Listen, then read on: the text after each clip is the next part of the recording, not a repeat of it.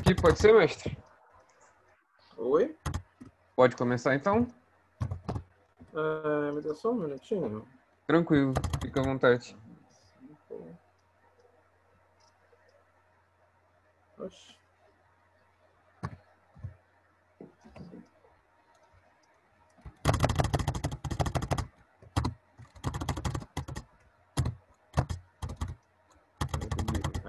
I do. Três.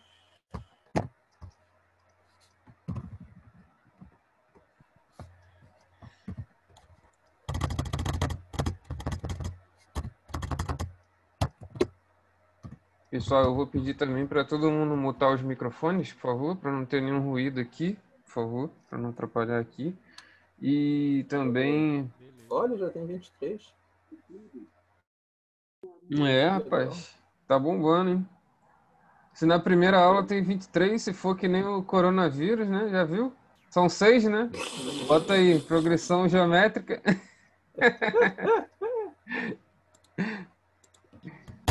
Vai ser o quê? 46? Bota no R aí.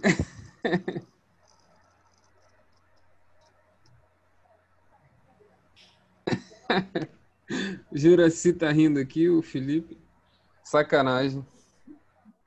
Sacanagem mesmo, hein? Infelizmente, né? O bichinho é rápido, né? Maldade. Pô, Lá na mancada isso, Itália, cara. lá na Itália foi brabo, cara. Pô.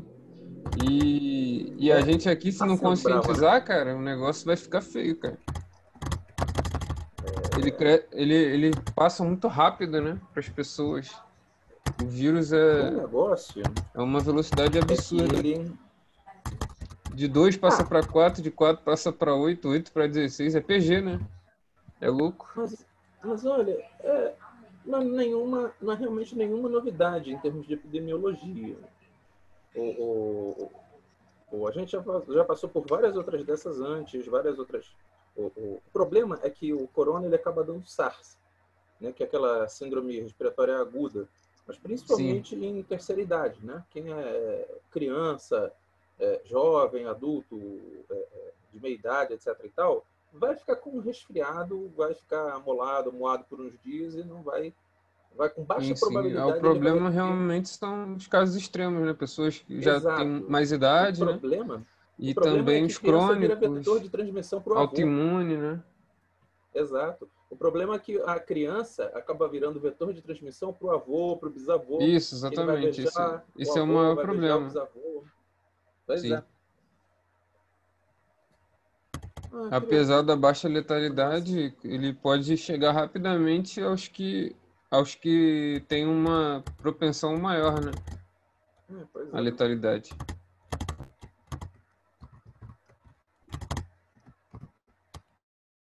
Bom,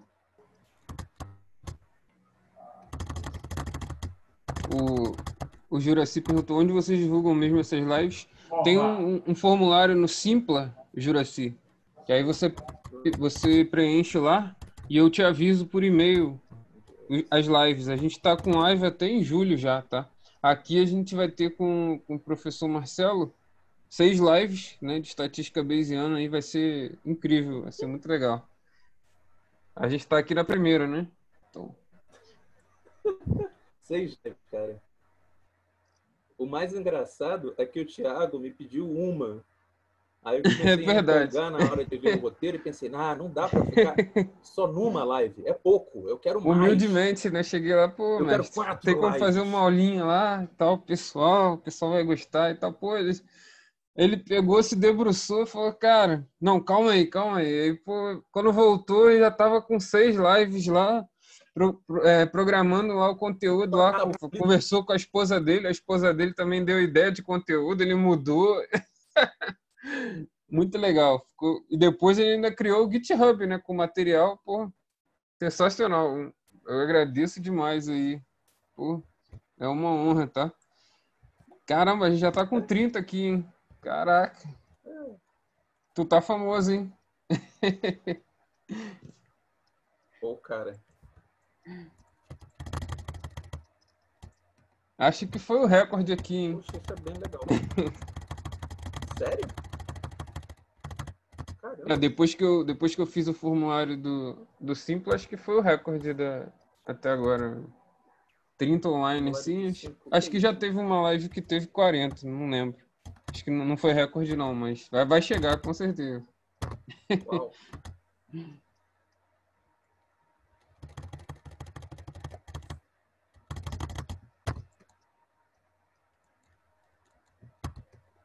A de 40 deve ser a de Fernando. Fernando Amaral, né? Que se falou.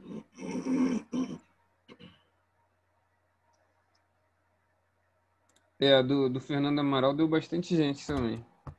Eu não lembro ao certo agora. Ó, o Barreto falou aqui, o Marcelo é pop aí. O Marcelo é pop. E todo mundo também tá em casa por causa do corona, é isso aí. É verdade. Teve uma sazonalidade aí,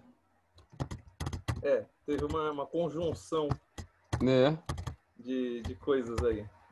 Ah, o Charles falou Fernando Barbalho. É, também. O do Fernando Barbalho também acho que bombou também. Foi sobre Shine. Muito legal. Charles. Charlão, você tá aí, filho?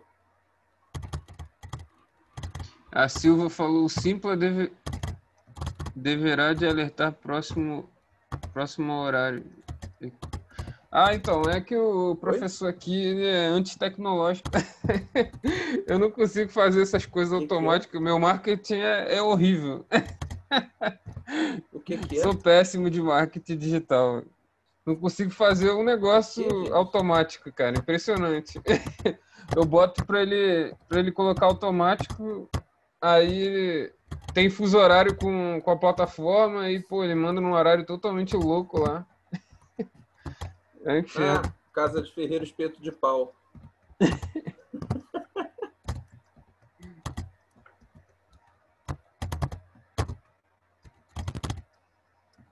Aí o Felipe não chegou o e-mail e mesmo assim tem 30 e poucos, hein?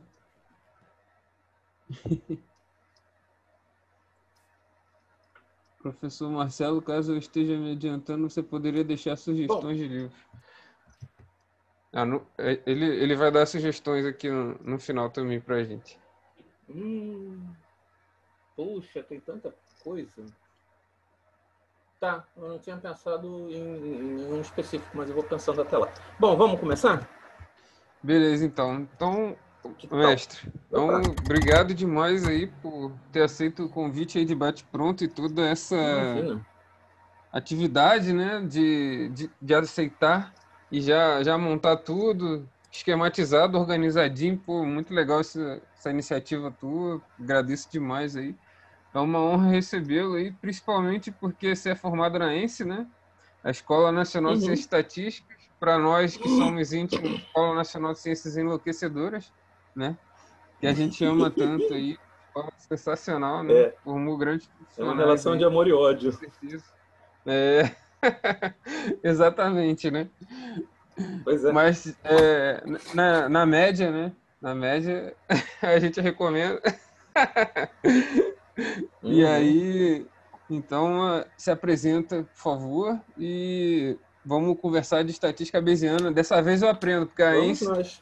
na minha época, ela era essencialmente clássica, na sua também, né? Então, acho que eles Não, não ela ensinavam continua sendo até bayesiana. hoje. É. Ela Não, continua mas sendo hoje até eles hoje. Eu ensinam fui bayesiana. Hoje eles ensinam bayesiana. Na minha Uhum. época, não. Começou a se tornar mais. Foi. Logo que eu saí, eles começaram a As ensinar pessoas que bayesiana. estudaram Bayesiana É começaram a se preconceito, difundir é. mais pelo Brasil. Antigamente elas ficavam mais concentradas em alguns núcleos específicos. Aí elas começaram a migrar para outros lugares. Fora as guerrinhas, né, também, clássicos e Oi? bayesianos. Ah, mas é uma bobeira. É uma bobeira, porque no fundo, são dois métodos válidos. Eles só partem de premissas diferentes. Então, Show de bola. não tem como reclamar que um está certo e que o outro está errado. Cada um está certo dentro do seu quadro de referencial teórico. Bom, vamos nós. Vamos nós. Muito obrigado, Thiago, pelo convite, que Nós é que tinha sido de agradecemos. uma live que eu já ramifiquei e feito uma metástase para 6 lives sobre estatística bayesiana. Para falar de estatística bayesiana é um troço complicado, Porque complicado são decisões difíceis que você tem que tomar para conseguir fazer uma pedagogia adequada para ensinar Bayesiano. Porque se você tentar fazer uma coisa muito abrangente, ela vai ficar com uma superfície de um fio de cabelo. Se você tentar aprofundar numa coisa só, você não vai conseguir cobrir muita coisa. Você vai ficar em cima de um único tópico e nunca mais sair daquilo. Então, você tem que dar uma escolha, você tem que fazer uma escolha entre o largo e o profundo, que nem sempre é muito fácil. Para essa série de lives, eu vou fazer uma coisa que está muito mais focada nas bases conceituais, um pouquinho de operacional, um pouquinho do conceitual por trás do operacional, por incrível que pareça, tem. E eu não vou focar muito na aplicação imediata. O meu foco é, quem quiser entender de Bayesiana, se está acostumado com estatística clássica, tem um monte de conceito novo, um monte de forma de pensar, você tem que pensar diferente, e não é muito imediato. Então, a ideia é, pelo menos você vai ter ouvido uma vez na vida, você vai ter tido uma ideia de onde procurar, por que termos procurar no Google, por aí vai. Beleza. Bom,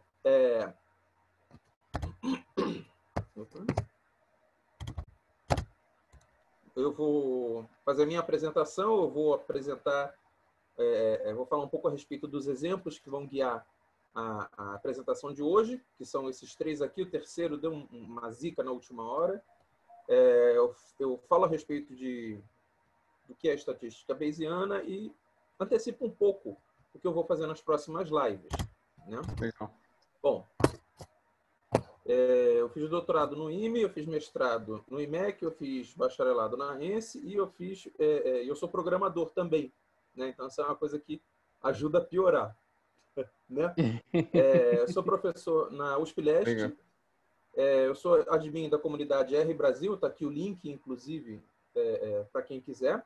Ah, legal aí, já tá o link aí pro pessoal. Eu sou conselheiro no Conre 3 também. Ah, é? Ah, legal, minha... isso eu não sabia, não. Sou. Legal. Já tem aqui uns 2 mandatos, eu acho.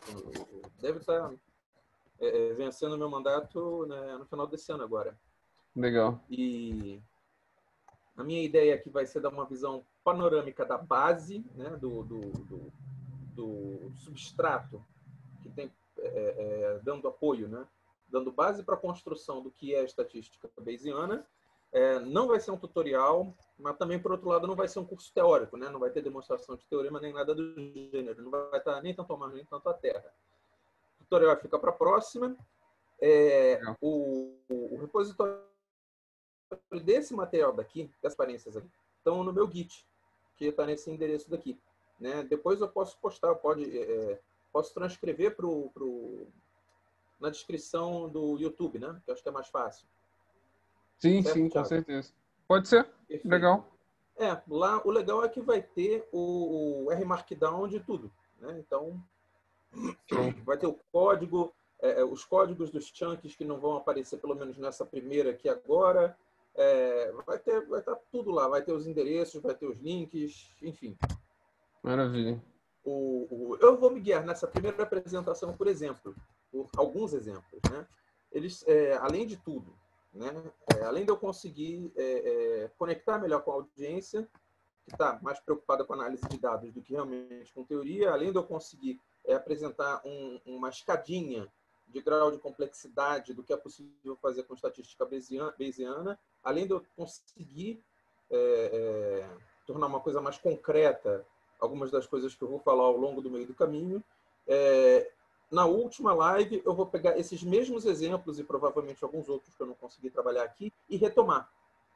Minha ideia eu apresento esses poucos exemplos agora para ilustrar a utilização de estatística bayesiana e na sexta live, depois de ter passado por tudo, por toda a parte conceitual, a parte computacional, a parte de decisão, a parte blá, blá, blá, blá, blá, blá, blá, eu pego os mesmos e aí eu começo a trabalhar de verdade, né? Aqui eu não vou focar no código, aqui eu não vou focar no método, aqui eu não vou focar em nada, aqui eu vou focar na ilustração. Lá eu vou focar no método, eu vou focar no código, eu vou focar nos programas que vão ser utilizados, né? E já tendo aqui agora esses exemplos, eu posso usar eles também para ilustrar vários dos conceitos em cada uma das lives intermediárias também, né?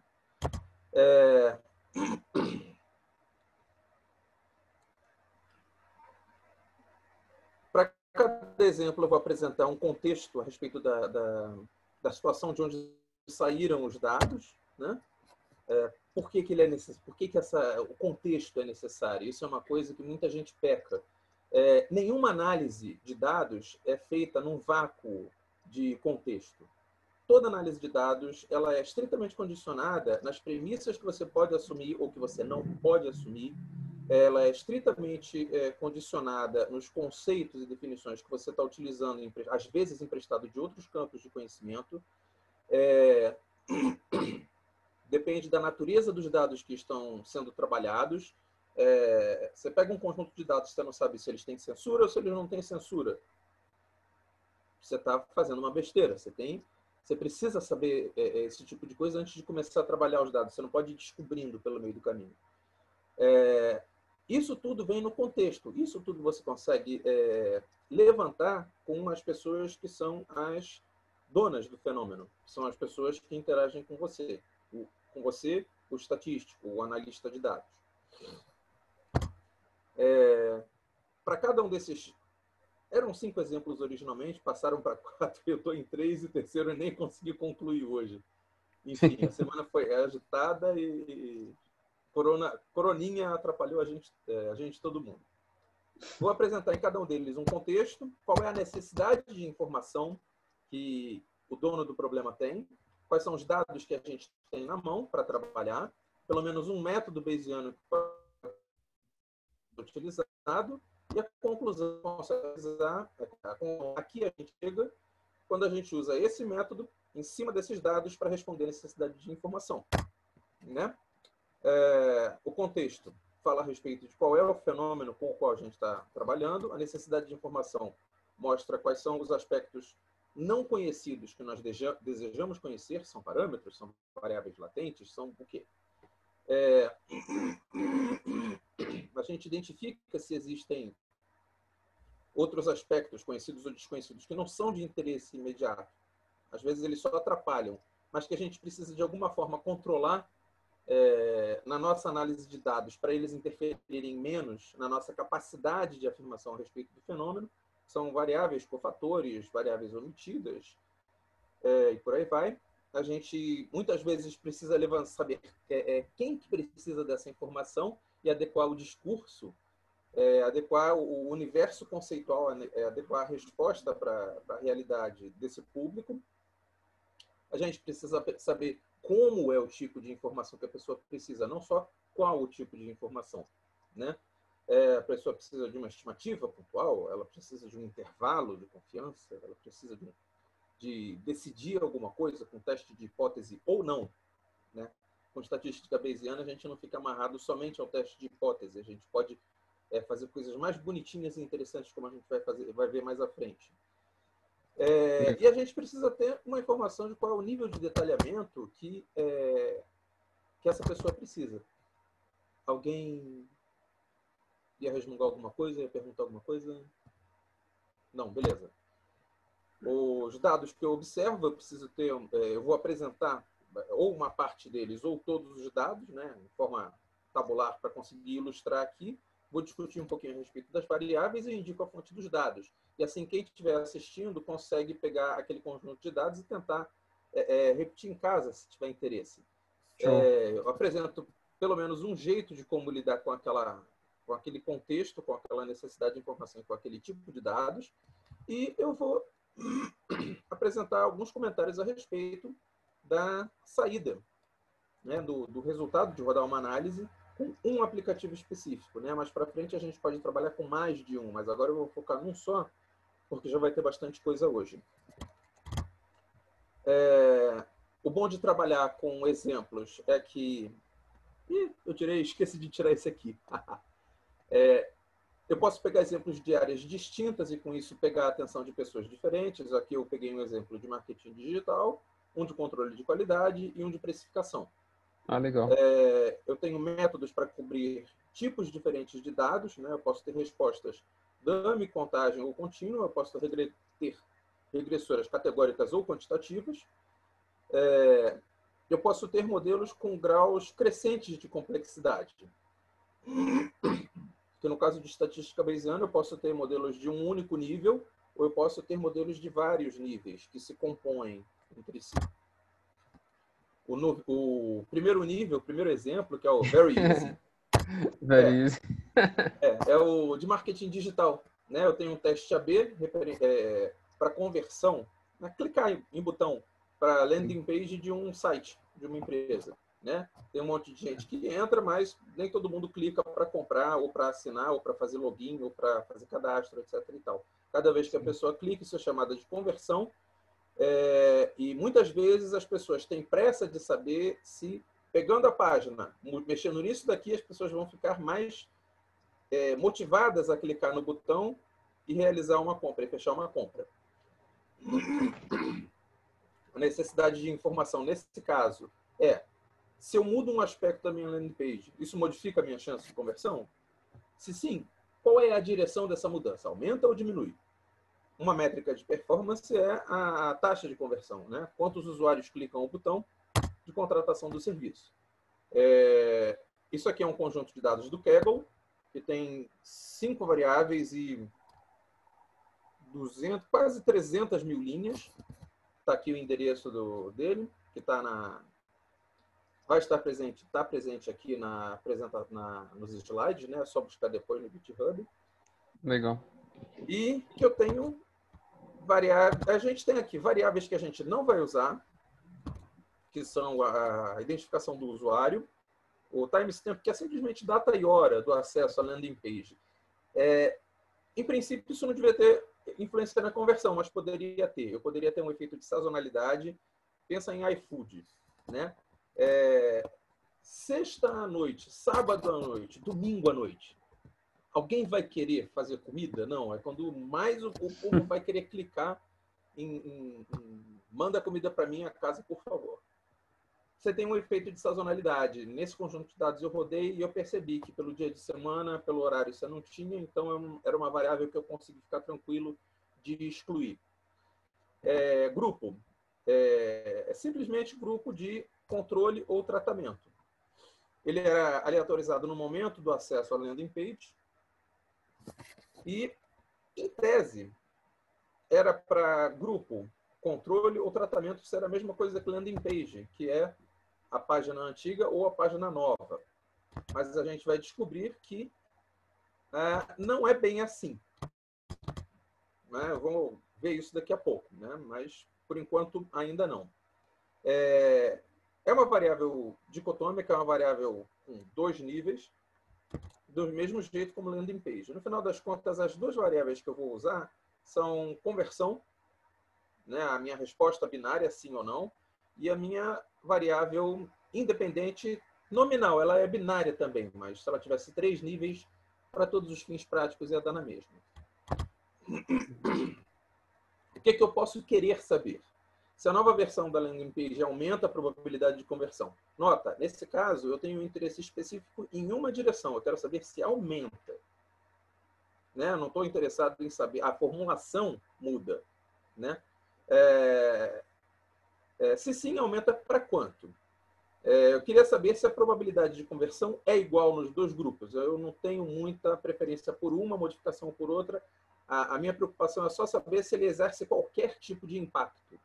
Né? Ou seja, é uma coisa mais bidirecional. Se for diferente, qual landing page tem maior probabilidade de conversão e qual é a diferença entre essas probabilidades. Às vezes, só a estimativa de diferença entre essas probabilidades não é o suficiente. Eu posso querer saber qual é o valor mais provável dessa diferença, eu posso querer uma outra forma de estimar isso, eu posso querer uma faixa de valores, que é uma faixa de valores onde, alegavelmente, eu posso ter essa diferença. E essa faixa de valores é o que eu vou querer trabalhar de alguma outra forma, que é um intervalo de confiança, que no caso bayesiano vai ser um intervalo de credibilidade Né? ou o intervalo de high posterior density, de densidade, de maior densidade a posteriori, né? o HPD.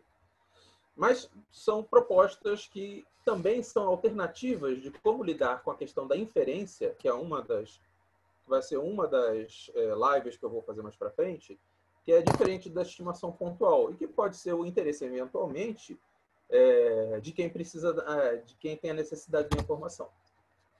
Bom, para uma variável binária e uma regressora nominal, a gente pode usar uma regressão logística. Ok. Mas eu posso simplesmente comparar se as duas probabilidades são iguais ou não. Né? Em estatística clássica, eu poderia meter um teste T nisso. Né? Na grossa. Ou como no final das contas... Não é tão na grossa assim. Como eu tenho quase 300 mil observações, a proporção, a fração de conversões nos dois casos vai estar... É razoável esperar que ele esteja com uma distribuição bem perto da distribuição normal. Então, toda a teoria clássica que você tem, que te permite fazer comparação entre duas amostras independentes com teste T, blá, blá, blá, blá, blá, blá, blá, blá, blá, é aplicável. Né? Então, você pode fazer isso sim. Não é vergonha, não é feio. É uma aproximação até bastante decente. Mas em Bayesiana dá para fazer de uma forma um pouquinho diferente. Né? Só que a gente tem um problema que quem olhar para o conjunto de dados com um pouquinho mais de detalhe, né, vai reparar. Em princípio, era para grupo e landing page serem a mesma coisa, a mesma variável, mas não são. Algum gênio deve ter decidido botar dois designs de pesquisa dentro da mesma pesquisa para economizar tempo e custo. Então, uma parte dos respondentes, vocês podem reparar, aqui, ó, vocês estão vendo o mouse? Sim. Legal. Uma parte dos respondentes tem uma correspondência biunívoca entre grupo e página. Outra parte não. Outra parte foi distribuída pensando realmente em outro delineamento, onde eu tenho controle e página como variáveis distintas. Eu tenho um balanceamento entre elas. Só que a quantidade de gente... quantidade de gente que eu tenho aqui e a quantidade de gente que eu tenho aqui. São dois designs diferentes. As variáveis significam coisas diferentes para esses dois grupos. E eu não tenho acesso ao planejamento desse experimento nem à documentação de como isso foi conduzido. Minha escolha, eu corto o grupo menor, porque isso aqui é só um exemplo para ilustrar. Né? Em uma situação mais concreta, você vai atrás da documentação, você quebra um pau dentro da empresa, por que diabos alguém teve essa ideia fuleira, ou enfim. Aí depois que a pessoa te explicar, você descobre que a ideia não era tão fuleira assim, ou você tem que dizer que ela não era fuleira para você conseguir manter a amizade, ou enfim. Né? Coisas da convívio humano. Então, para manter esse exemplo como very easy, né, eu rapelei a rapaziada que estava nesse segundo caso aqui. E fiquei só com a rapaziada que está no primeiro caso, que ainda assim é gente pra caramba, que me dá todas as boas propriedades que me interessam. Eu ainda mantenho 28, quase 29 dos 29 que eu tinha antes. Né? E agora eu tenho aqui a minha resposta. Né? Eu tenho a minha variável regressora e eu tenho aqui conversão, a minha variável resposta. E eu tenho a minha distribuição. Eu tenho que 17 mil converteram, contra 126 mil que não converteram na nova página. Eu tenho 17 mil que converteram contra 126 que não converteram. E nota que está bem próximo, né? Sim. Não está com cara de ser uma grande diferença lá. Sim. Bom, e agora, mágica. Como isso aconteceu? Eu rodei um código que eu não vou mostrar agora, porque eu não quero espantar a freguesia, a clientela. Né? Se eu mostro o código, depois de 10 anos de sala de aula, eu aprendi. Se eu mostro o código, as pessoas têm a seguinte reação. E aí elas saem correndo. Mas aqui eu tenho a saída do R, após ter utilizado um programa chamado JAGS, que é simplesmente um programa que faz a inferência via MCMC das distribuições a posteriori. E eu tenho aqui, notem que nas linhas eu tenho os parâmetros que me interessam. Eu tenho a probabilidade de conversão na página antiga, a probabilidade de conversão na página nova. Eu tenho a diferença entre essas probabilidades. Eu transformei em porcentagem só para facilitar a visualização, né? O Jags ele me facilita bastante brincar com parametrizações alternativas, né? Jags ele exige que você entenda um pouquinho melhor como é que ele funciona, ele dá um pouquinho de trabalho para entender, mas depois que você entende, bicho, você dá nó em pingo d'água com ele. Ao passo que outros programas, eles são um pouquinho mais amarradinhos, eles são para facilitar e agilizar a sua vida, e eles não te dão muita margem de manobra. Né? Prós e contras. Mas eu falo isso melhor lá na quinta live, que vai ser sobre justamente a parte computacional. Beleza. Eu tenho aqui o delta entre as porcentagens e eu tenho aqui a probabilidade do delta dessas probabilidades ser negativo. Isso aqui é um parâmetro interessante que eu vou comentar com vocês daqui a pouco. Que você não vê em probabilidade clássica. Né? Em probabilidade clássica, você morre de vontade de falar que o p-valor é a probabilidade da hipótese nula ser falsa. Né? Você não pode. Né? Deus castiga. As entidades galácticas, Cthulhu vai vir e vai te dar um tapa na mão se você falar que a probabilidade da hipótese nula ser falsa. Em estatística bayesiana você pode falar que aquilo ali é a probabilidade, o grau de crença racional que você pode atribuir à possibilidade daquela hipótese ser falsa. Então, existe a possibilidade do ΔP ser negativo? Existe. E qual é a probabilidade desse ΔP ser negativo? E aí você descobre que é 88,13%. Então, é bem grande a chance de a sua página nova ter diminuído de verdade a sua chance de conversão. A questão é, diminuiu de quanto? Né? Mas a gente vai ver isso daqui a pouco. Aqui isso são as minhas linhas, né, da minha saída que aparece no R.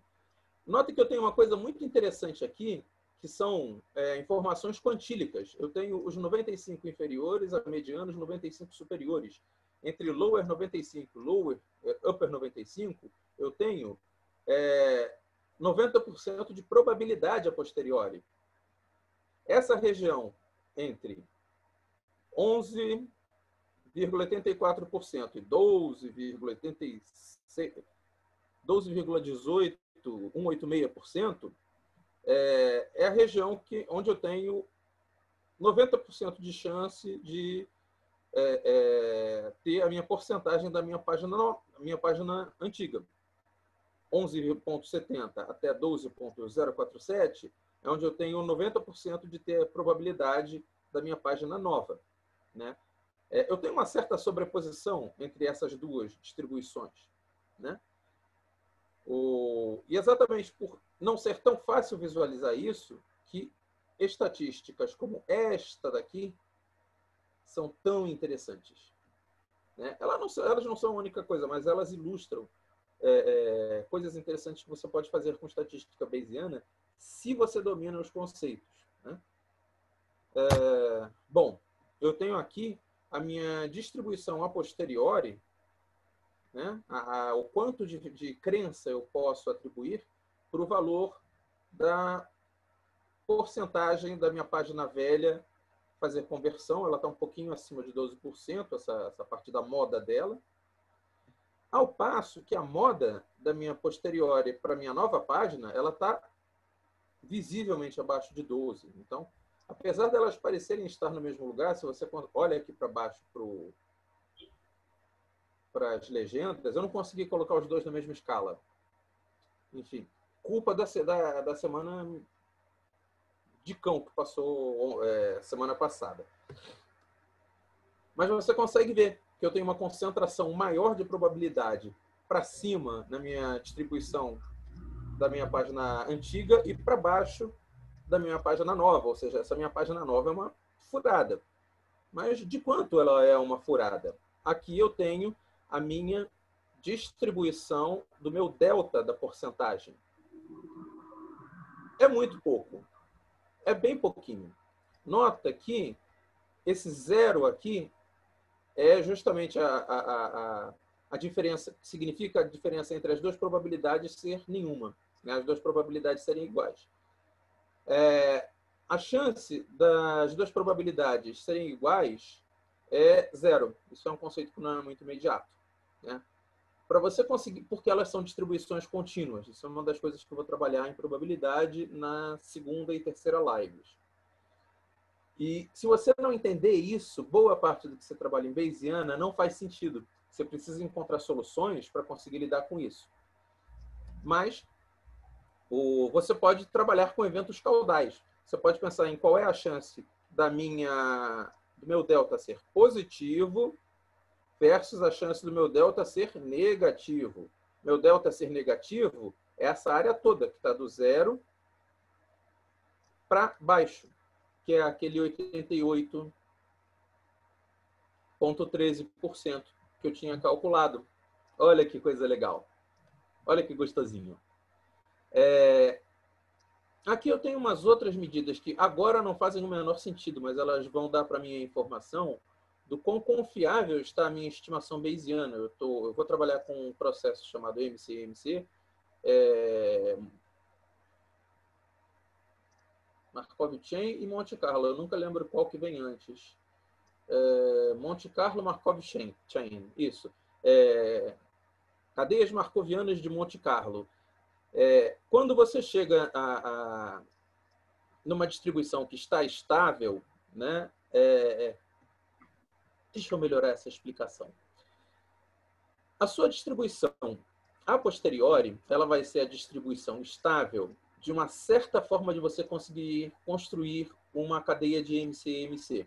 Então, você constrói uma cadeia de MCMC que tem a garantia teórica de convergir em distribuição para uma certa distribuição de interesse, que vai ser a sua posteriori, e você roda essa cadeia de MCMC por tempo suficiente até ela estabilizar. Quando ela estabilizar, você vai ter chegado na distribuição de interesse, que é a posteriori, e você simplesmente faz uma amostragem dessa distribuição que já está estabilizada aqui. Esse gráfico daqui, para rastrear como que está a distribuição, ele é importante para você ver se você tem uma homogeneidade temporal. É como se fosse um teste de aderência para essa porra, né? É como se você fosse trabalhar com séries temporais, porque é uma série temporal, né? E você quer ver se ela é homogênea no tempo. Se você tem uma série que está fazendo assim, se você tem uma série que está fazendo assim, se você tem uma série que está fazendo assim, ela não está homogênea. Então, ela ainda não chegou na distribuição estável dela, né? Então, é sinal de que você tem que continuar rodando o MCMC por mais algum tempo. Boa parte disso é o conceitual que tem por trás do computacional. E aí que é a coisa que fica louca, que eu tenho que explicar com calma e detalhe na quinta live. Beleza. Mas aqui eu já consigo começar a ilustrar por que essas coisas aparecem e por que é importante você entender tudo que eu vou falar na primeira live, na segunda live, na terceira live, na quarta live, para quando chegar na sexta, isso fazer algum sentido, né? Mas nota, eu consigo fazer coisa que na clássica já não é possível, calcular a probabilidade de uma hipótese. O Juliano perguntou se os diagnósticos da MCMC no JAG são os mesmos do STAN. Olha, boa pergunta. Faz tempo que eu não mexo com o STAN. Eu já mexi alguma vez de curiosidade, mas eu geralmente fico mexendo com o JAGS, que acaba sendo a minha maior referência. Eu fico devendo essa resposta e ia precisar pesquisar antes de te responder. Mas, geralmente, né, se a implementação é exatamente a mesma, eu não sei, mas a base teórica e conceitual para eles acaba sendo mais ou menos a mesma, né? Então, se a forma de programar é diferente, as outras figuras conceituais que estão presentes para você conseguir avaliar a convergência são comuns nos dois, né? Se a saída é igual nos dois, eu não sei dizer, eu realmente não lembro, porque o meu negócio realmente é usar o JAGS, não é tanto... Hoje em dia você tem alguns pacotes, você tem o MC Pack, você tem o Stan, você tem o Lavan, você tem o Belavan, você tem o JAGS, que é o de base, e você tem os outros que constroem em cima do JAGS, que são o Run JAGS, o R2 JAGS e outros mais, né? Eu usei o Run JAGS, que era o mais preguiçoso e mais curto, né? Mais para frente, só que eu usei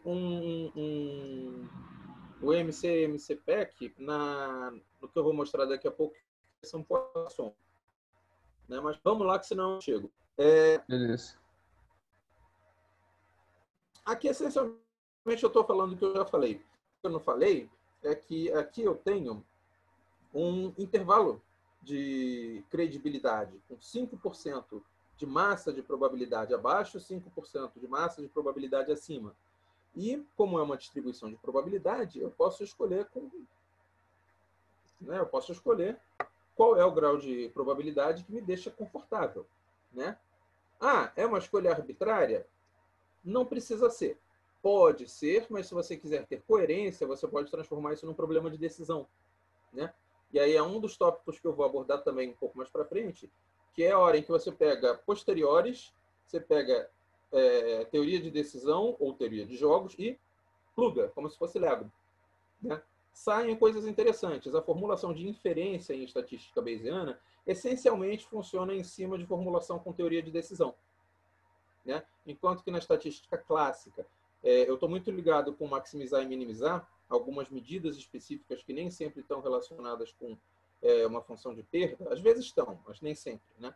Você tem, lá em estatística clássica, eu quero encontrar um estimador que atenda ao princípio da invariância. Por que princípio da invariância? Qual é a importância dele?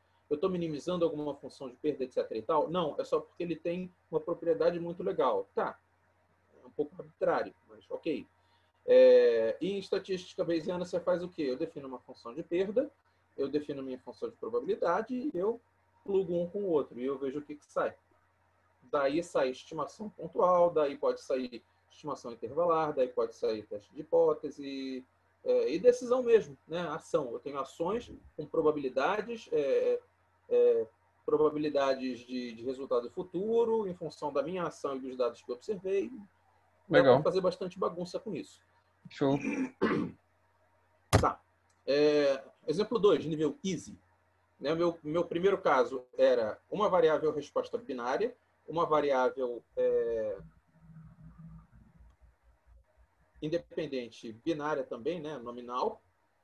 E agora eu vou trabalhar com um processo de rompimento de fibra de lã.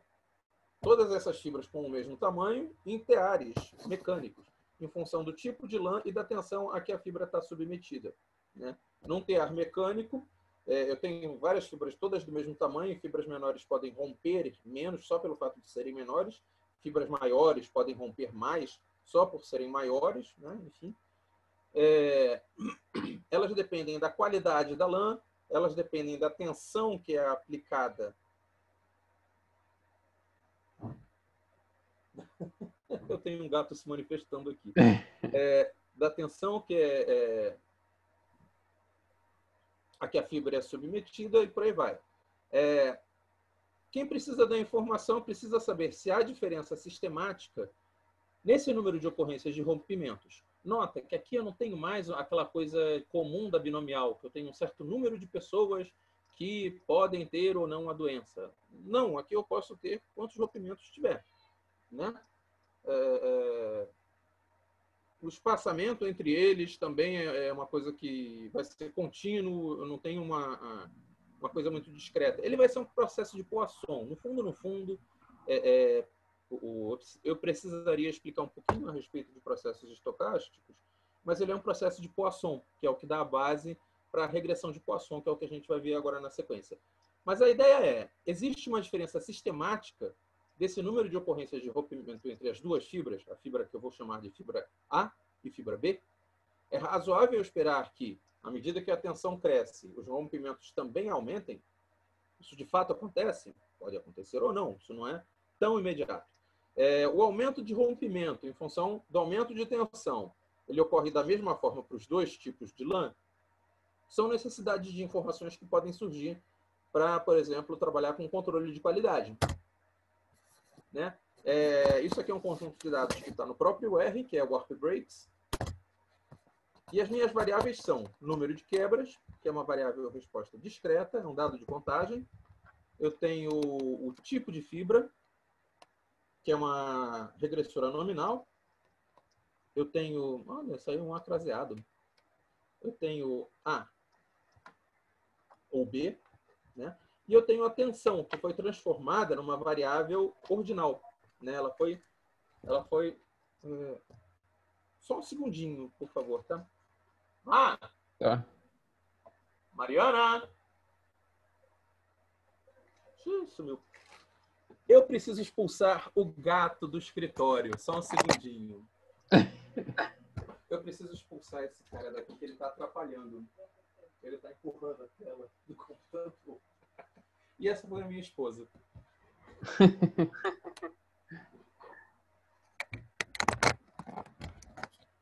Enfim. E aí aqui eles simplesmente puseram a tensão como baixa, média e alta, né? O que é uma pena, porque se eles tivessem usado uma medida contínua, por exemplo, em Pascal, que é medida do sistema internacional, eu poderia fazer um modelo mais rico. Eu poderia não só detectar a diferença entre os níveis alto, médio e baixo, como eu poderia tentar um relacionamento não linear entre as intensidades de quebra e essa minha variável tensão. Às vezes eu posso ter pontos ótimos de tensão a partir do qual, antes do qual eu tenho muito rompimento, depois eu tenho uma baixa de rompimentos, e depois disso eu começo a ter rompimentos demais. Entendi. Por exemplo, né, é o tipo de coisa que você consegue fazer quando você tem mais informação. Né? Rapaziada que está assistindo, isso aqui é uma coisa importante. Nunca transforme as suas variáveis, nunca agregue as suas variáveis, nunca categorize as suas variáveis. Trabalhe com elas do jeito original como elas estão. Se for dado de medição, mantenha o dado de medição. Quando você faz uma transformação nas suas variáveis, você só joga informação fora. Fazer transformação em uma variável nunca agrega mais informação. O máximo que pode fazer é agregar ruído. Você pode fazer uma transformação para arredondar. Você acabou de introduzir ruído e jogar informação fora. Né? E o arredondamento, parando para pensar, ele é um tipo de categorização. Né? Enfim. Ok. O que eu posso querer saber? Se há diferença de ruptura entre os dois tipos de lã. Se sim, qual é a lã que tem menor ruptura? Se de fato a ruptura aumenta de uma forma linear conforme a tensão, e etc. Minha variável regressora é nominal, uma variável regressora é nominal e outra é ordinal. Eu espero que haja um efeito entre os níveis seguintes uns aos outros. Eu espero que haja um relacionamento entre baixo e médio, e haja um relacionamento específico entre médio e alto. Né? A minha variável resposta é uma variável de contagem, que é modelada por uma distribuição Poisson com um parâmetro de intensidade, que vai ser uma função das minhas regressoras, que vai ser o nosso crash course sobre regressão Poisson. Bora nessa. No meu modelo, eu tenho que cada uma das minhas respostas, para cada fibra, eu tive um certo número de quebras. Para cada uma dessas fibras, eu vou ter uma contagem que vai ser influenciada por um parâmetro de intensidade que vai depender das minhas regressoras. Nota que aqui eu tenho uma forma linear que eu tenho numa regressão linear comum. Por quê? Porque isso aqui é um modelo linear generalizado. É um caso particular. Quando eu faço essa inversão da minha função de ligação aqui, eu fico com simplesmente uma função em que eu tenho exponenciais se multiplicando, em que cada um desses termos daqui é um termo multiplicativo que vai agir em cima desse meu termo de base aqui, que seria o meu intercepto da regressão linear. Às vezes ele tem interpretação fenomenológica, às vezes não. No caso desse exemplo especificamente, as nossas regressões são categóricas, então elas vão ser codificadas lá no JAGS como dummies, né? Então elas vão ser zeros e uns. Os meus valores x vão ser 0 ou 1, beta vezes o x vai ser ou 0 ou beta, exponencial de beta x vai ser ou 1, que é exponencial de 0, ou exponencial de beta. Se o meu beta for maior que 0, a exponencial de beta é maior que 1, o que aumenta, né, o que vai fazer um produto de exponencial de alfa vezes exponencial de beta ser maior do que exponencial de alfa. Então, ele vai aumentar, ele vai ser maior do que isso daqui. Se ele for negativo, isso vai ser menor do que 1 e ele vai diminuir. Com estatística clássica, é um modelo linear generalizado, estimado por maximização de verossimilhança. Na estatística bayesiana, a gente encontra uma distribuição a posteriori, como a gente faz com praticamente tudo, né? E é engraçado, porque depois, a bem dizer, você simplesmente vai fazendo análise descritiva de amostragem de distribuição posteriori. Né? Você tem um conceitual terrível por trás disso para justificar, para dar as garantias teóricas de que o que você está fazendo não é uma furada. Mas depois que você consegue fazer tudo, depois que você consegue vencer a parte computacional, você gerou uma amostra gigantesca de pontos da sua posteriori, você só faz descritiva com aquilo. É um troço bem legal, né? Tudo que você vai ter lá, no fundo, ele acaba se resumindo a isso depois. Antes eu tinha utilizado, no primeiro exemplo, eu tinha mostrado para vocês a saída do JAGS, através do pacote RunJAGS, e agora eu estou mostrando para vocês vou mostrar para vocês a saída do MCMC Poisson, do MCMC PEC, que traz mais ou menos as mesmas informações. Eu tenho aqui a minha média a posteriori dos meus parâmetros de interesse. Tem aqui as médias, os desvios padrões, o desvio padrão ingênuo, que é calculado como se os meus dados fossem independentes, né? Sem lembrar o fato de que eu estou trabalhando com uma série temporal, né? Que tem uma autocorrelação que pode não ser desprezível. E aqui eu tenho o desvio, o erro padrão, quando eu considero o fato de que eu tenho uma correlação temporal, uma autocorrelação. Eu tenho também a mesma coisa que eu tinha na saída do JAGS, que é uma informação quantílica. Lá eu tinha só um intervalo central, mas aqui eu tenho um intervalo que deixa 2,5 de cauda para baixo, 2,5 de cauda para cima e 95% na região central.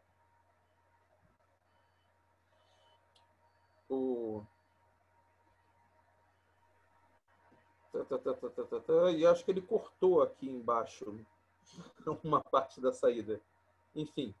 E eu rodei a mesma coisa com uma parametrização diferente no JAGS. Aqui eu não tenho quase ascendência nenhuma sobre como o MCMC Poisson vai parametrizar o meu modelo. Quase nenhuma. Aqui eu tenho um WOW-B, que é o quê? É o efeito diferencial de ser fibra B ao invés de ser fibra A. Aqui ele está naquela escala da exponencial elevando alguma coisinha. Ele está nessa escala aqui, não nessa escala geral, do fator ainda. Ele está só no exponente. E eu tenho a mesma coisa, da tensão M, que é em referência com o efeito diferencial de ser tensão média em relação a ser tensão baixa, e eu tenho tensão alta, que é o efeito diferencial de ser tensão alta em relação à tensão baixa. Como a minha variável é ordinal, não era bem isso que eu queria. Eu queria, por exemplo, conseguir ter o efeito de baixa para média e de média para alta. É uma coisa que me interessa. Eu quero ter essa comparação, né? Pode ser fenomenologicamente justificável eu me preocupar com essa parametrização. Sacaram? Coisa que eu consigo fazer no JAGS. Né? Escrever o código do MCMC Poisson é muito mais rápido e curto. Escrever o código do JAGS dá trabalho. Você tem que pensar, você tem que sacar de probabilidade para conseguir colocar todas as distribuições de probabilidade condicionais certinho, senão não vai rodar. Mas depois que você consegue acertar, você consegue fazer essas coisas interessantes. Eu tenho aqui o alfa, que o efeito aquela minha estimativa, como se fosse um intercepto, mas tomando como referência a LAN do tipo A em baixa pressão, em baixa tensão.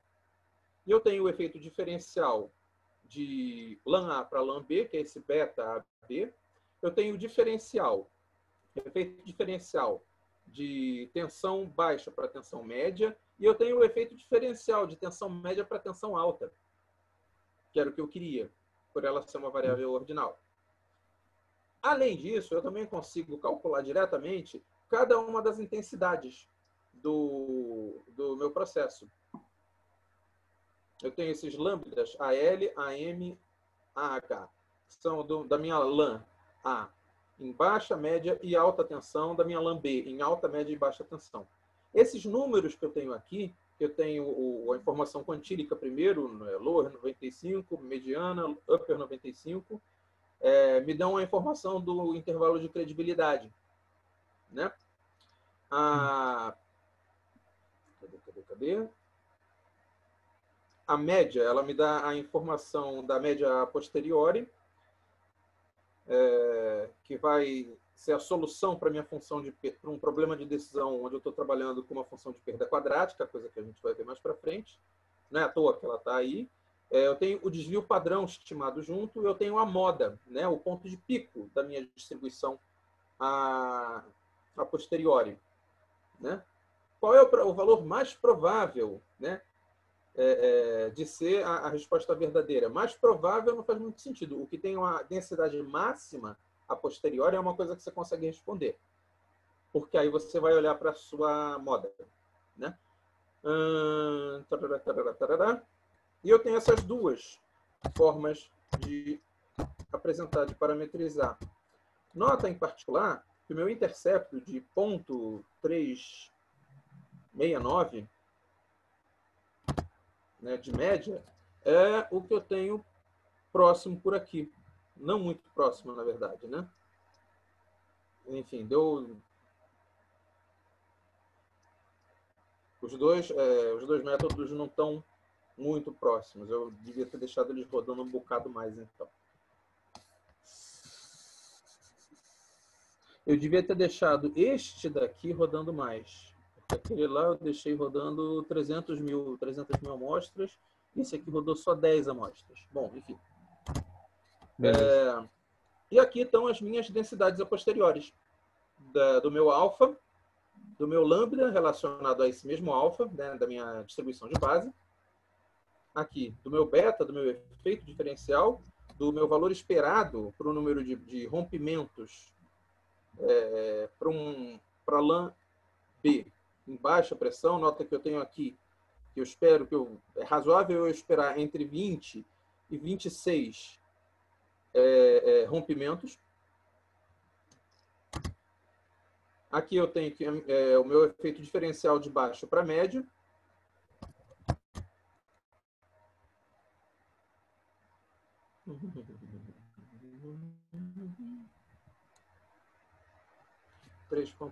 Eu repeti.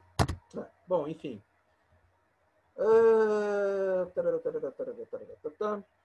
Bom, coisas interessantes que eu não comentei. Notem o meu efeito diferencial da LAN A para LAN B. A maior parte da massa de probabilidade a posteriori está concentrada acima de zero. Então, é quase certo que o efeito de beta, o efeito diferencial de beta, é positivo. Ele aumenta, é positivo. Ele aumenta a intensidade do número de rompimentos, ou seja, isso é ruim, né? Eu queria uma LAN que aguentasse mais o tranco, né? Nesse caso aqui, ele é uma LAN que aguenta menos o tranco. Ela tem uma intensidade maior de rompimento, de ruptura. Isso eu consigo ver olhando que eu vou ter entre 16 e 22 rupturas pelo meu modelo, estimado pelo meu modelo, ao passo que eu vou ter entre 18 e 28, ou entre 20 e 26 quando eu estiver trabalhando com o meu B. Isso ambos em baixa tensão, em baixo tensionamento. Aqui o efeito diferencial entre passar de baixo para média tensão, baixa para média tensão, e aqui de média para alta tensão. E tem uma coisa interessante acontecendo aqui. O meu zero, ele está aqui, a maior parte da minha massa de probabilidade a posteriori está concentrada abaixo de zero, o que significa que passar de nível médio para nível alto de tensão, ele tem um efeito protetor para a fibra. Então, isso não é uma coisa não é muito óbvia ou imediata. Né? E isso tem consequência a respeito do número esperado de rompimentos que eu vou ter. Eu vou esperar com a minha fibra B mais rompimentos do que com a minha fibra A. Eu vou esperar mais rompimentos com uma tensão média do que com uma tensão baixa.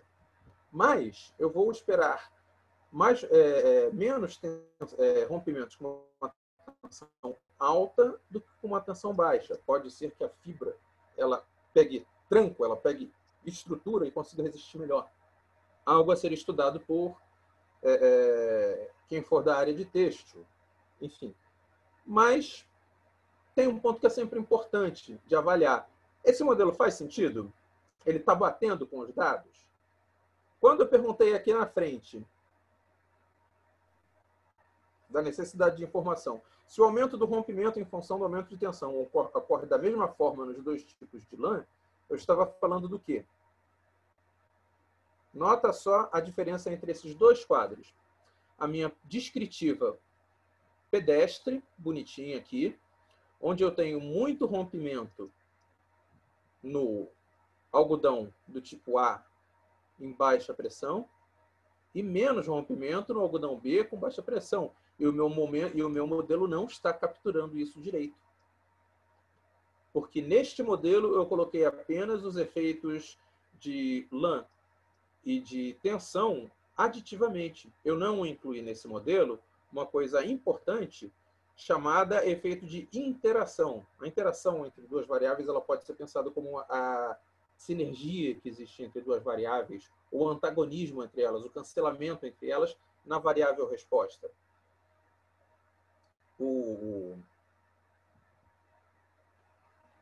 Uma vez que eu consiga inserir, né? Bom, a primeira questão é como eu faço para inserir isso no meu modelo?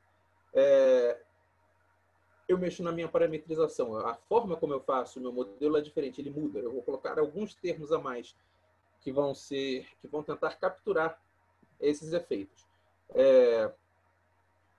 Uma vez que eu introduzo esses efeitos, como eu vou conseguir comparar esses dois modelos? Um modelo sem os termos de interação com um modelo com os termos de interação. Primeiro, eu já precisava conseguir avaliar, antes de qualquer outra coisa, se esse modelo aqui presta. Porque, nota, ele está bem estranho. Como que eu conseguiria avaliar, antes de comparar com outro modelo, se um modelo sozinho ele já está razoável ou não? Seria aquela ideia do R2. O R2 ele serve mais ou menos para fazer isso. Ele te dá uma ideia do quanto que o seu modelo consegue reproduzir com sucesso os padrões que você enxerga nos seus dados, né, de uma certa forma. Não prospectivo, mas preditivamente.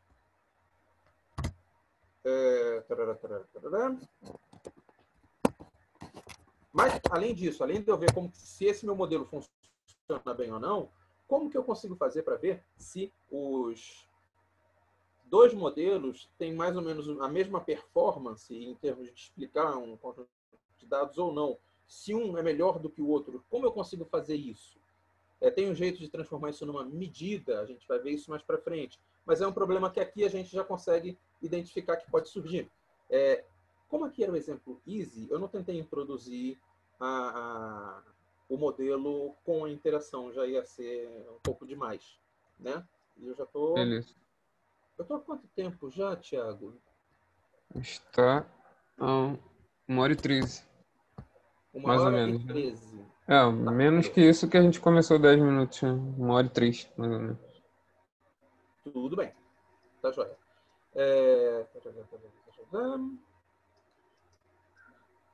Mas o principal é que várias dessas coisas a gente vai abordar na nossa sexta live, né?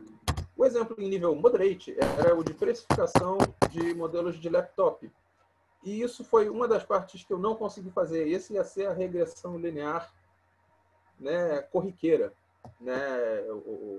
Pena que o maravilhoso universo da informática é uma coisa decepcionante. Em uma certa altura do campeonato, os pacotes que poderiam rodar, eles estavam começando a acusar que eu tinha NA, infinito ou not a number nos meus dados, sendo que eu não tinha. E eu não consegui descobrir até praticamente a hora de entrar no ar, então paciência. Mas assim, ainda assim eu tenho aqui a informação de precificação, que é na área de negócios. Também um conjunto de dados que veio do Kaggle e os fatores... e aqui eu tenho a ideia, a minha intenção é saber quais são os fatores mais influentes na definição do preço de um notebook. Nota, preço. Não o custo de fabricação, mas sim o preço que os consumidores estão dispostos a pagar. Eu consigo montar um modelo de precificação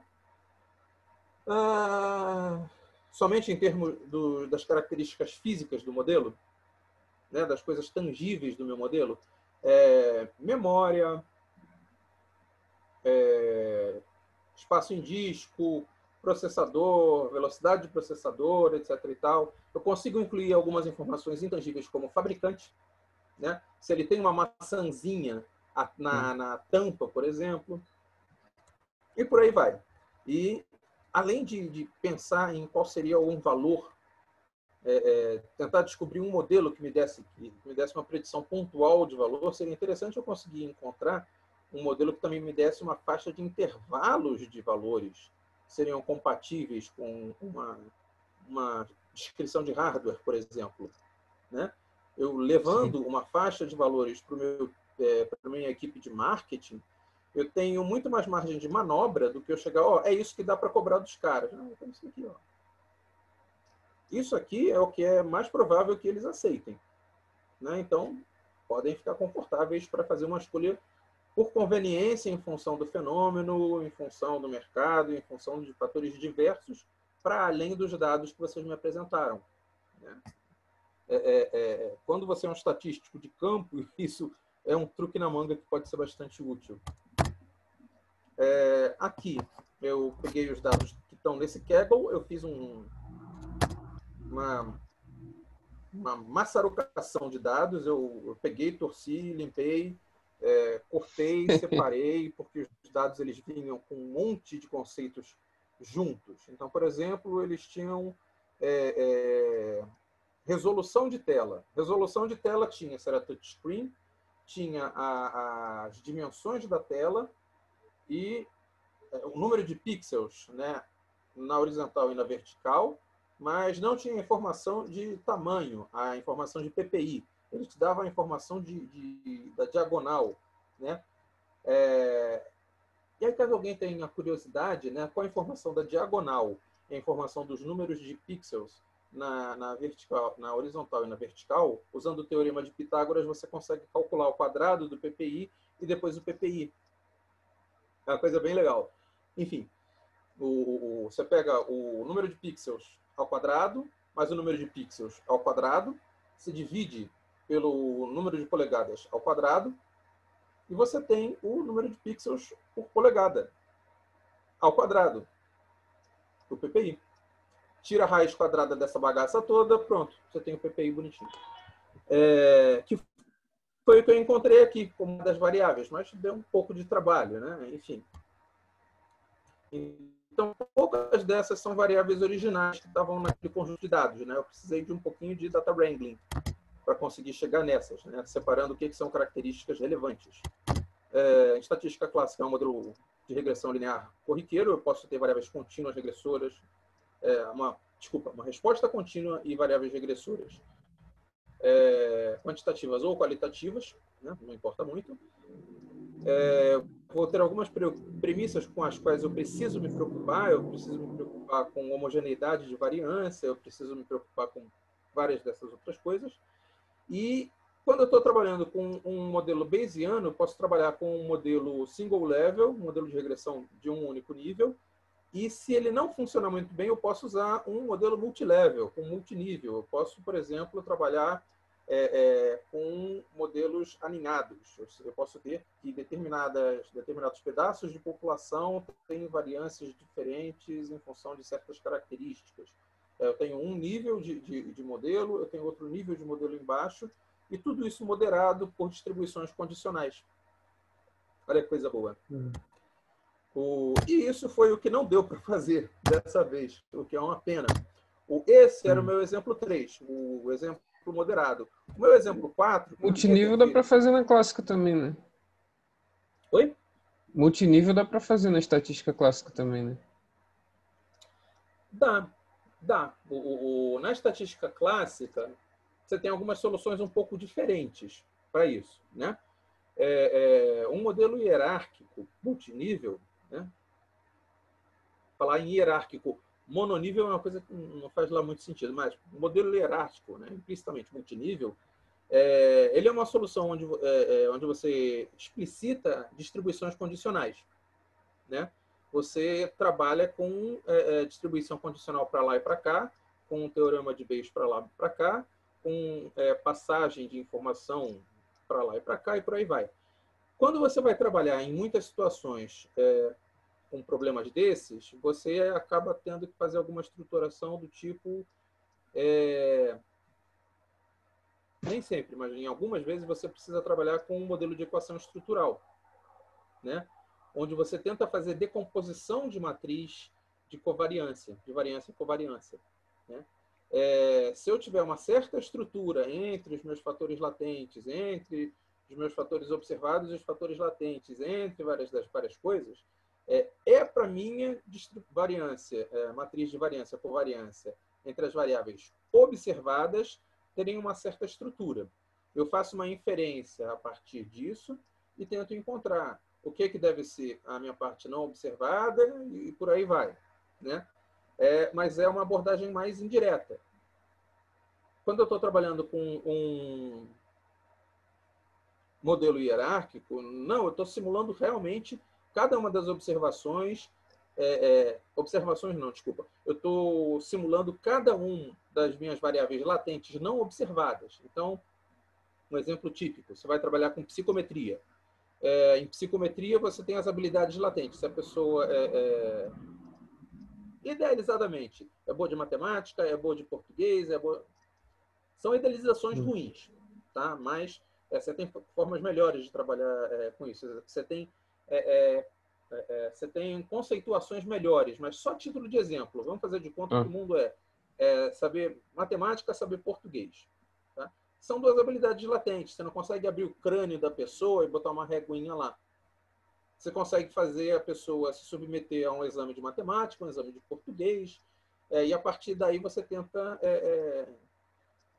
avaliar isso. Só que além do exame de matemática e de português, ele também pode fazer exame de física, ele pode fazer um exame de química, ele pode fazer um exame de história, ele pode fazer um exame de geografia, de redação, e etc. e tal.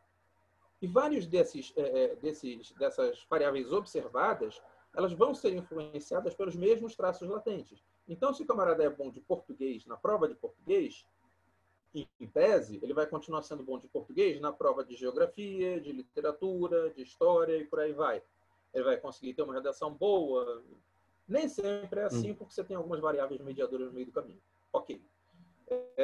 Mas, se isso acontecer, se realmente acontecer isso, se tiver essa estrutura dessas duas variáveis latentes por baixo, né, de todas essas provas que os candidatos fazem, a matriz de variância covariância entre essas provas, os resultados das provas, vai ser moldado pela dependência nesses dois fatores comuns. Então, aí vai a equação estrutural. O que você faz na Bayesiana? Na Bayesiana, você vai estimar a distribuição a posteriori da habilidade desse cara. Mesmo.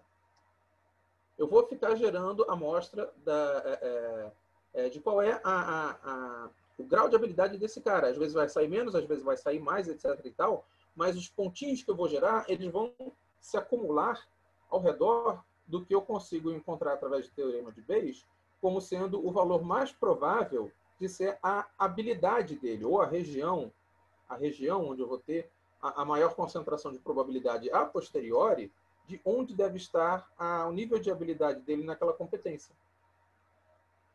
Ou o nível de competência dele naquela habilidade. Eu nunca lembro não lembro qual dos dois que é, mas enfim. Então, você não pega pela decomposição da matriz de variância com variância. Você fica simulando, feito um louco alucinado, pontinho por pontinho, até o seu computador ficar com a língua de fora, cansado, essas variáveis que você não observa diretamente. E isso é muito interessante, porque isso serve tanto para estimar parâmetro, como alfa, beta, etc. e tal, serve para você estimar efeito aleatório, né? Como você tem em medida repetida. Ele serve para você estimar variável latente. É uma festa, né? Show. E a minha ideia era ter falado um pouquinho de modelo hierárquico, ou alguma coisa próxima disso, nos exemplos 4 e 5, mas acho que eu já falei bastante hoje. Bom, né? Eu tinha Beleza. muita curiosidade de ouvir da rapaziada. Pessoal, abre o microfone aí, por favor, um segundinho, e me diz quem que está completamente perdido e quem que ainda está acompanhando. Por favor. Vamos. Pode ficar à vontade aí, pessoal. Pode abrir o microfone, perguntar. Alguém tem alguma dúvida? Porque eu Ou- tenho só mais algumas coisas para Estou, falar. estou acompanhando, estou O que é acompanhando. estatística Heitor está bayesiana é falando. só... Está acompanhando, ótimo. Eu só vou falar esse um slide aqui e falar das próximas lives. Estatística bayesiana, respondendo de uma forma enganadoramente simples, é uma forma lógica e quantitativamente coerente de decidir em que escolher acreditar ou escolher como agir em face aos dados observados. Porque enganadoramente simples é o que a gente vai ver nos próximos 5 slides e também nas próximas 5 lives. Um slide para cada live. Olha que coincidência. Show de Então já bola. tem feedback positivo aí, né? O Edwin falou, no geral estou acompanhando. O Carlos acompanhando, o Alfredo acompanhando. Legal. Eu acho que Beleza. é interessante aqui, ó, porque eu acho que a ideia foi mostrar aonde que a estatística bayesiana ela traz uma relevância, né, no sentido da adicional à clássica, por exemplo, né? Você mostrou tantos exemplos e Uma falou como releitura. que a estatística clássica, né, é utilizada e como a estatística bayesiana é utilizada. Então tem um aditivo aí, né? Você pode fazer coisas Sim. a mais, né, com a estatística bayesiana que você não consegue com a clássica, né? E aí esse gostinho, né? Eu acho que foi essa a ideia, né? Eu entendi assim. É isso? Sim. Sim, Legal. a ideia era realmente alguma coisa nessas linhas. Dar uma visão panorâmica, né? Eu não ensinei como fazer nenhuma dessas coisas, mas eu já consegui mostrar o que existe, eu já consegui mostrar algumas diferenças de clássica para bayesiana. Eu não tive a Não, é legal que pretensão de explicar em motiva para as profundidade. próximas, né? Para o pessoal entender Exatamente. É o que exatamente, eu né? vou usar. É o que eu vou usar. Show de bola. Bom, as próximas lives. Bom, em Bayesiano, você parte de um estado inicial de baixo conhecimento a respeito do universo fenomenológico, onde você se encaixa.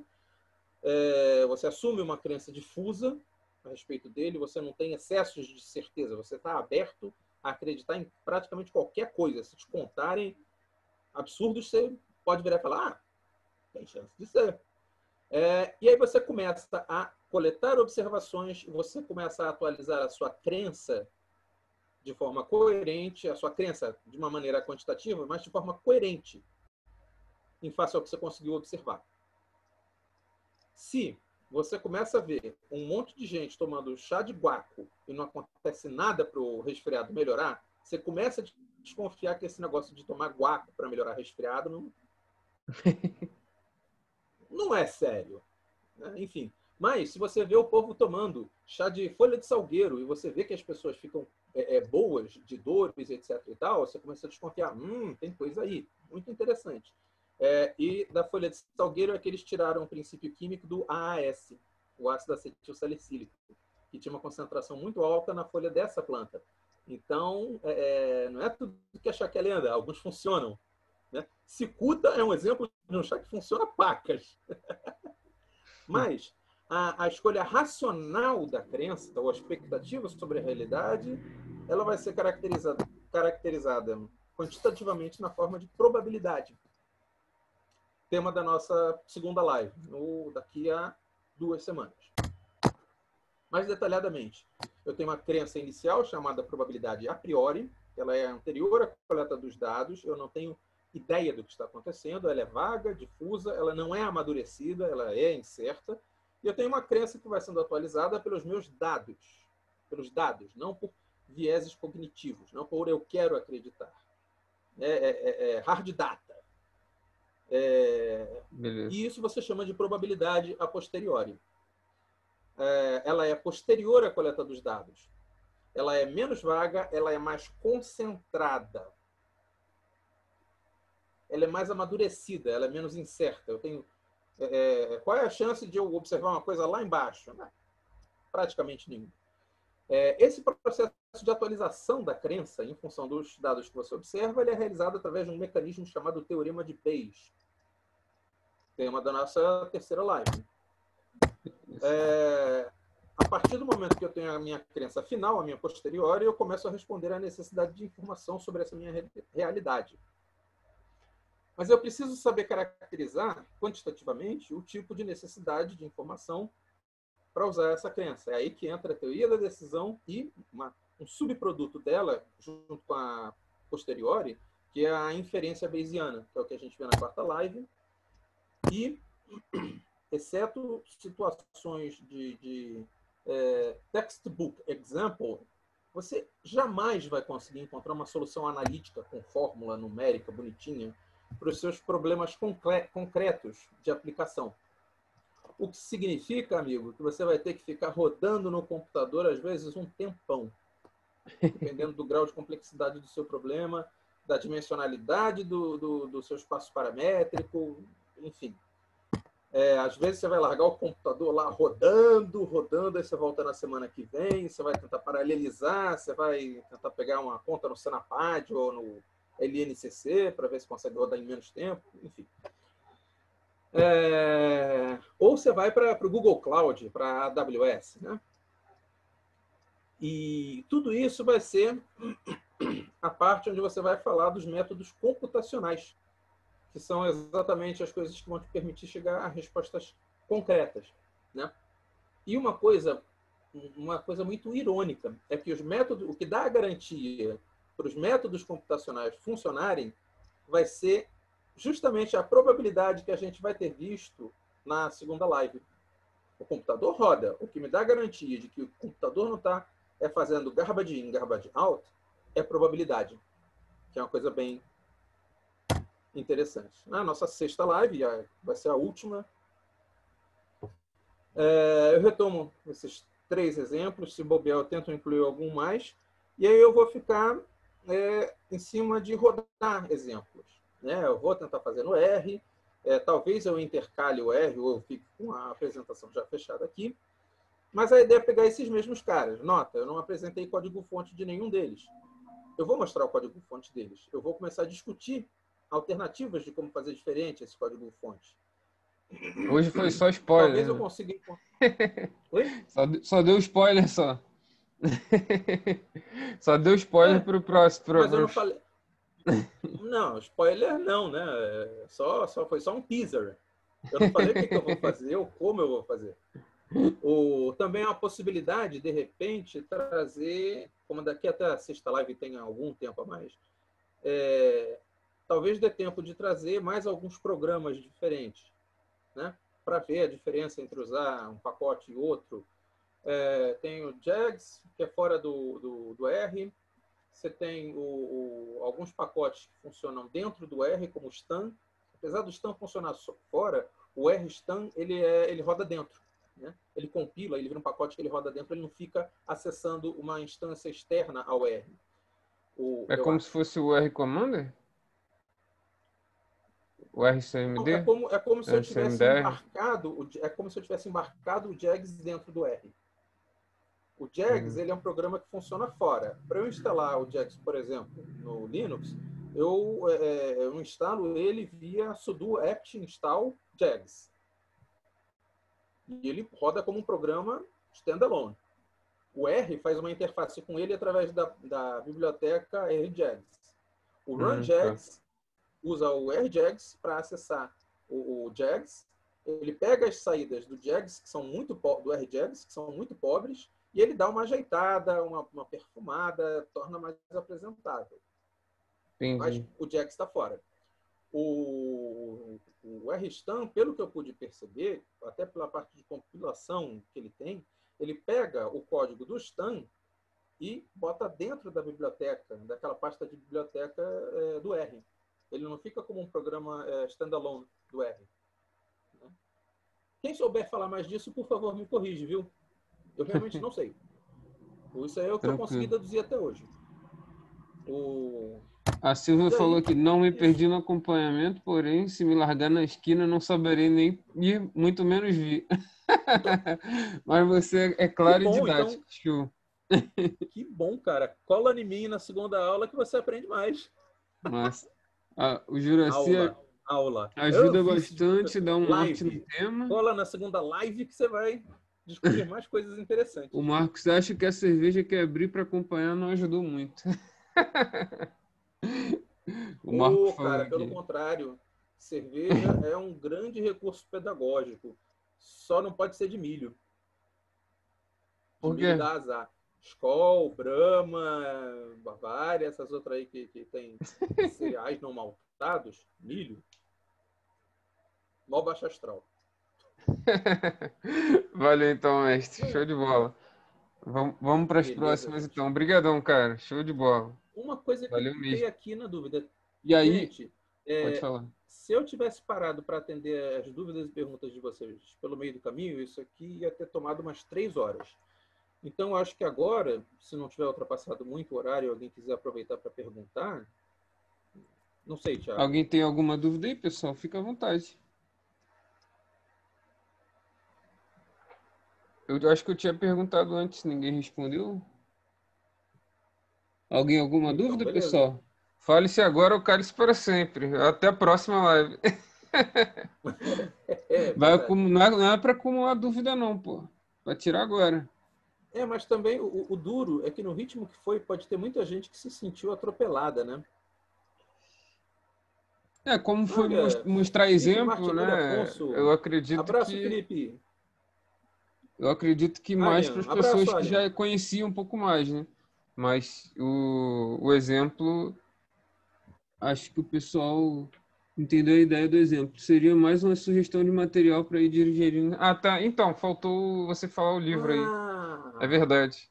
Tinha isso. é, material sobre estatística bayesiana. Putz, cara, eu aprendi estatística bayesiana de maneira pingada, né? Não vou dizer que foi por conta própria, mas eu não cheguei a ter uma matéria do tipo, olha, filho, senta aqui que eu vou te ensinar tudo. Eu fui na cara e na coragem. Ah,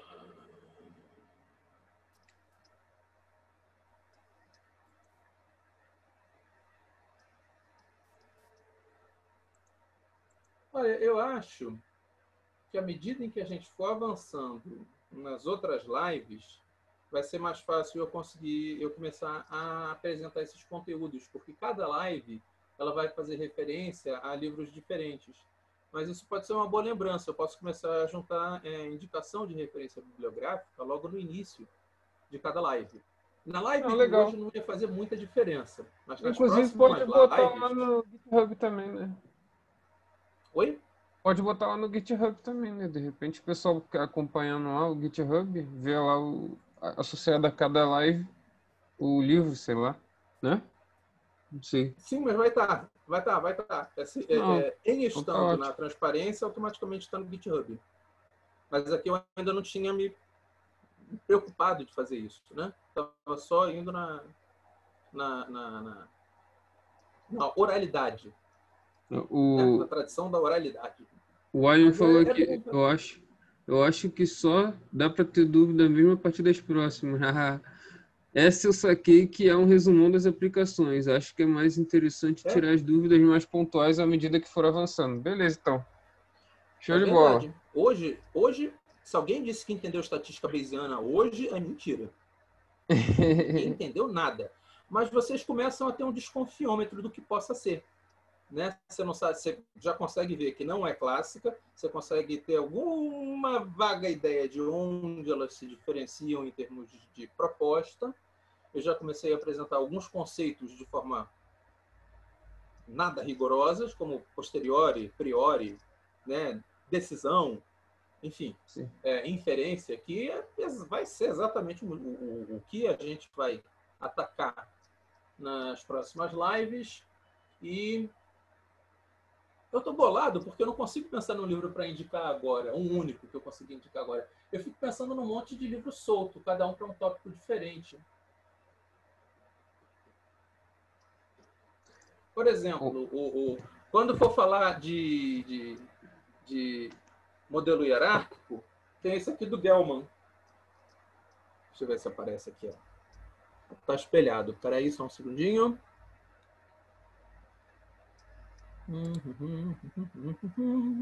Video settings. Mirror effect.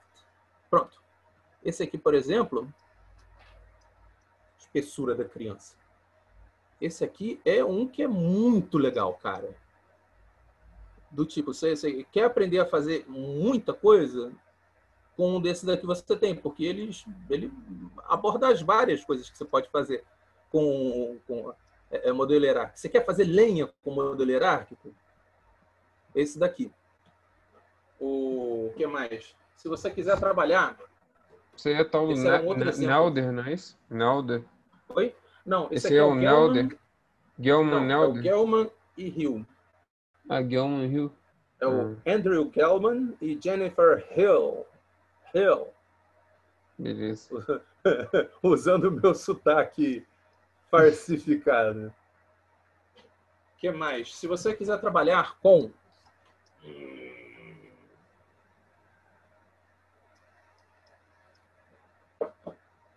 redes bayesianas, tem esse daqui, do Neapolitan. Neapolitan. Ele é bem interessante. Redes bayesianas são um caso particular em que você tem... O Marcos perguntou que o The Group e o Cherves seriam uma boa referência? Qual? The Group e Cherves?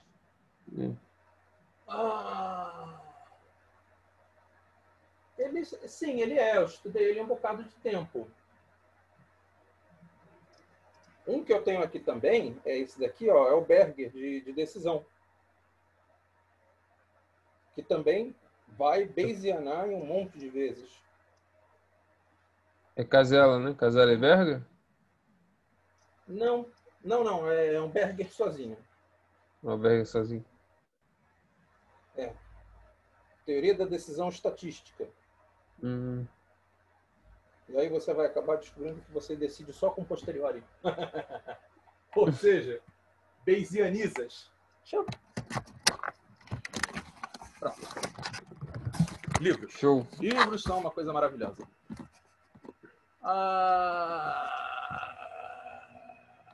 Cara, eu tenho uns livros bem interessantes aqui de decisão e jogos, mas não são uma boa referência inicial. Eu tenho muito material de congresso, no final das contas. E Xerox, que não acaba mais. Porque comprar o livro de verdade, que é bom, não sobrava muita grana. Eu vou conseguir pensar numa lista. Entendi, beleza. Então a gente fica para as próximas a lista, então. E deixa eu só te falar, mestre. Fala aí da operação da sua esposa aí. Fica à vontade, por favor. Eu estava até esquecendo. A minha esposa, na semana passada, a gente acabou precisando fazer uma vaquinha com K, né? No site Vaquinha, para ver se a gente consegue agitar uma cirurgia de endometriose que a gente precisa conseguir realizar antes que o nosso plano de saúde expire e a gente passe para a condição de ter que contratar um plano novo, onde a endometriose dela, que foi diagnosticada recentemente, vai passar a ser uma condição pré-existente. E aí ela só vai poder operar daqui a 2 anos. E ela já não está se segurando pelas tabelas jamais. Por causa disso. Enfim. Deixa eu ver se eu acho o link aqui. É isso que eu ia te perguntar, se você tem ele fácil aí. Mandei aqui, pessoal. Aí, eu como algumas pessoas já devem ter visto, eu compartilhei largamente aí nas redes sociais, né? Que eu acho que, como o professor Marcelo aqui, ele teve essa boa vontade absurda, né? De fazer aqui as aulas com a gente, né? E não só isso, né? Como a gente sabe da seriedade aí, né? Que a gente vê realmente links associados a isso, que Não, cara, muitas vezes não sério são eu não sou, sérios, né? não. Eu só sou esforçado. Muitas vezes não são sérios, né? Mas quando a gente sabe que realmente o caso é concreto, né? E é uma situação realmente de necessidade, eu acho que nada custa mais do que a gente ajudar um pouquinho, né? Claro, se puder, né? Na medida do possível, claro. Aí vocês fiquem à vontade. Aí vocês puderem compartilhar também já é um grande ganho, né? Pro Olha, professor aí a e a parte do esposa dele, né? compartilhar, sim, a parte Quem do quiser ler compartilhar mais é o também lá mais como é que importante. funciona a história, né? E tudo mais, né? E Sim, realmente hoje é em um dia, drama aí complicado. sim, não é nem um procedimento de tão alto risco assim, né? Mas o problema é que é razoavelmente desabilitante no caso dela. E, putz, cara, esperar 2 anos. Pra puta que pariu, cara. Não dá. E a gente está tentando correr justamente por causa disso. A gente já está engatilhando conseguir a Pô, show de autorização do bola, já plano tá de em saúde 13 mil, antes de né? expirar o mês. Oi? Legal. Já tá em 13 mil já, legal. Quando você me Pois falou, acho que é. tava com 10 ainda. Uhum. Legal. Ele cresceu rápido, aí agora parece que ele está atingindo o platô. Só que, infelizmente, ainda antes dos 20, mas tudo bem. Mas o principal mesmo, gente, é ajudar na divulgação. Hoje em dia, a conexão é moeda. Então, ajudar a espalhar é uma coisa que ajuda bastante. Quem puder, claro, quem se sentir confortável com isso. Com O, certeza. quem... Então a gente conta aí com a ajuda de vocês, né? E então, se pensarmos baixo, estamos em quase 20 pessoas, cada um dando R$ 100, já iria para 15 mil. Com certeza, esse pensamento é bem legal, Silvio. Mas, então, agradeço aí a presença de todos, né? Obrigado aí, mestre Marcelo, por se disponibilizar em fazer essas lives aí com a gente. Desejo sucesso Imagina. aí, que atinja aí também Cara, o esperado, né? Para quem é poder te dar um fim nessa solução aí, né? Que tá complicado, né? E que cirurgia dê tudo certo lá, tá bom? Então a gente se vê aí na próxima tomara. aula, que é dia 20, 23? Não. Sem ser a próxima segunda, a outra. Deixa eu ver E aqui olha, só para cara, falar certo para vocês. Mas o tá. pessoal que tá escrito lá no Simpla, né? Deixa eu ver aqui. Vai ser dia 23, tá? Dia 23, pessoal. A próxima live do professor Marcelo. Lembrando que amanhã a gente vai ter o professor Grimaldo Oliveira aí, que é coordenador do Núcleo de Inteligência de Dados da Prodeg, né? Mestre em Gestão e Tecnologias Aplicadas à Educação, né? Ele vai estar aí falando da carreira dele também e sobre a árvore de decisão. Beleza, então, Legal. pessoal. Muito bom. Se Gente, deixa quiser eu aproveitar participar para aí, Marcel, agradecer. fica à vontade, Deixa eu mestre. aproveitar para Só agradecer para aparecer. vocês, viu? Quem é professor tem uma necessidade de explicar as coisas. É um vício profissional maldito. Eu gosto de explicar as coisas, principalmente quando as pessoas não perguntam, né? Minha esposa que sofre por isso. Então, muito obrigado por vocês terem tido interesse e terem emprestado o ouvido de vocês. Uma boa noite para todos. Tchau, tchau. Legal. Boa noite. Boa noite. Tchau, tchau, pessoal. Obrigado aí.